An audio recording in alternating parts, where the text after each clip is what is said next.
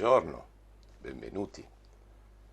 I suoi mobili sono spesso eseguiti con legni o materiali preziosi, arricchiti da sottili scanalature e intarsi lignei o metallici, ed evidenziano un'attenzione quasi ossessiva per le finiture e la perfezione esecutiva.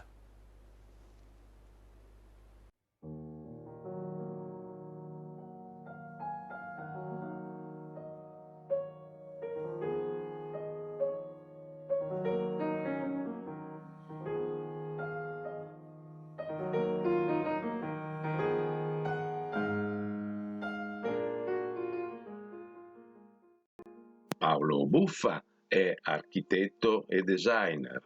Nasce a Milano nel 1903.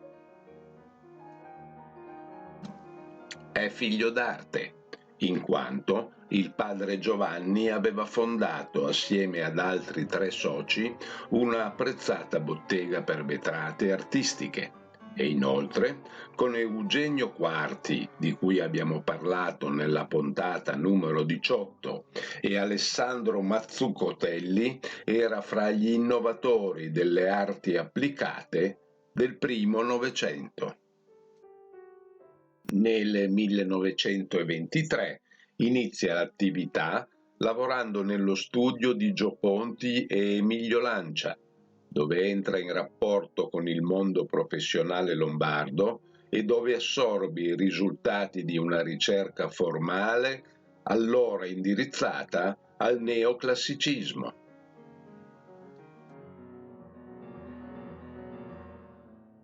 Nel 1927 si laurea presso il Politecnico di Milano e nel 1928 apre uno studio in società con Antonio Cassi Ramelli. Dal 1930 ha uno studio autonomo e viene invitato ad esporre alle Triennali di Milano, ma dopo poche edizioni abbandonerà l'importante manifestazione perché la giudica ormai eccessivamente indirizzata verso il design industriale. Nel 1945 viene organizzata da Ico Parisi a Como la prima mostra dell'arredamento e Buffa vi partecipa con successo. L'anno successivo viene organizzata nella Galleria Vittorio Emanuele II, adiacente al Sagrato del Duomo di Milano, al termine della Seconda Guerra Mondiale, la mostra per la ricostruzione, ove partecipa assieme a Gio Ponti, Guglielmo Ulrich, Cassi Ramelli e il figlio di Eugenio Quarti, Mario. Nel 1947 è presente alla mostra Lo stile nell'arredamento moderno organizzata da Fede Cheti a Milano. Questa mostra, utilizzando la stessa organizzazione e composizione, verrà portata a Parigi l'anno successivo per allestire il padiglione italiano al 34esimo Salon des Artistes Décorateurs.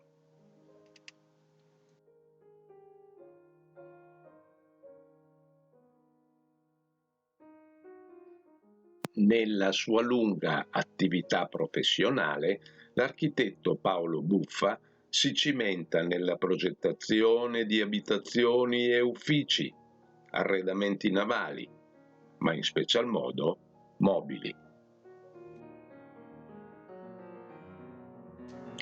I suoi mobili, costruiti da artigiani di riconosciuta professionalità che utilizzavano materiali molto raffinati, furono esposti in mostre nazionali ed internazionali ed erano oggetti destinati soprattutto agli appartamenti della ricca borghesia meneghina.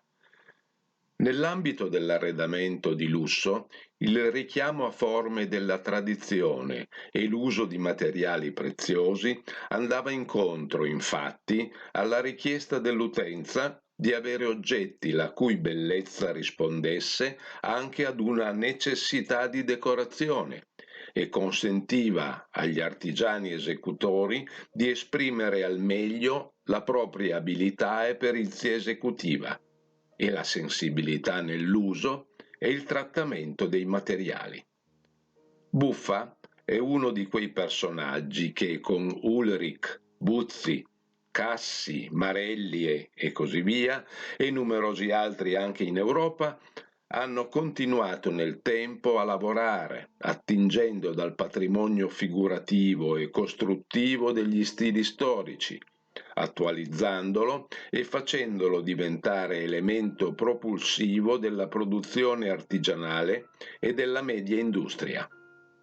Non va inoltre dimenticata la stretta collaborazione con Quarti, abile ebanista milanese, e negli anni 50 con le aziende destinate a diventare guida nella produzione industriale del mobile italiano, come la Cassina di Meda.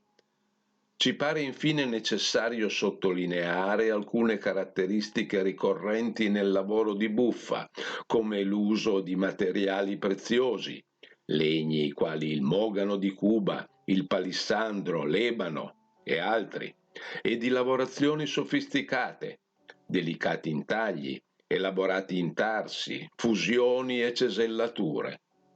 L'ampio uso della decorazione di matrice figurativa e geometrica, filetti a sottolineare bordi e spigoli, intarsi per evidenziare punti significativi o per qualificare le superfici, e ancora la capacità di creare oggetti dalle perfette ed equilibrate proporzioni e di grande eleganza.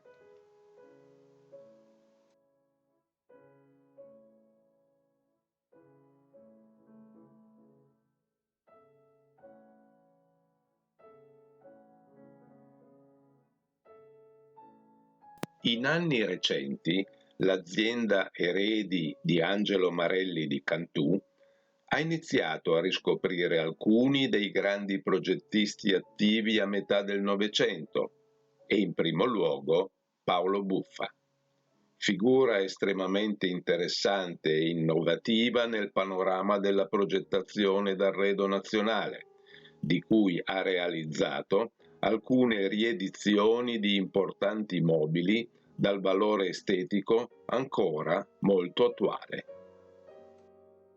Ha soli 67 anni, ma dopo lunga carriera di grande successo, si contano circa 13.000 pezzi progettati ed eseguiti, Paolo Buffa muore a Milano nel 1970.